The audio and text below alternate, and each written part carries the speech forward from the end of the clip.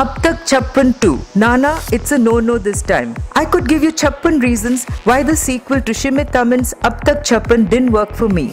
I admit that this is an exaggeration, but saying 105 minutes seemed like 105 hours should be reason enough. When Nilesh Girkar sat down to write the screenplay, I think he had Chappan items from the original which he was told must be replicated in part 2.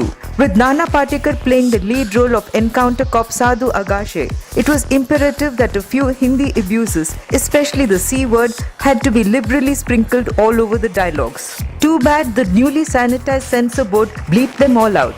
Nana also likes unsophisticated dialogues, like the one in the promo on the 9 holes in the human body, the last 2 being unmentionable, but you know what they are.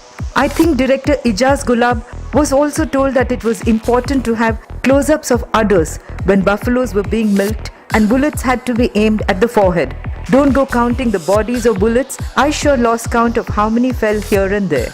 In the first edition it worked when the encounter cop lost his wife and then lost his head. Personal loss therefore had to be added in the sequel too.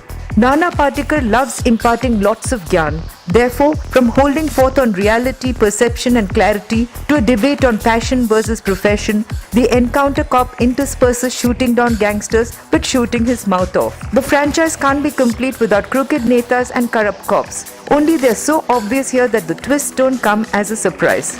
For all the realism that Nana tries so hard to inject into his role, he drives without a seatbelt in the police jeep and talks on the mobile. Perhaps that's how cops really are? Inexplicably, Gul Panag playing a crime reporter has access to inside stuff on gangsters and politicians.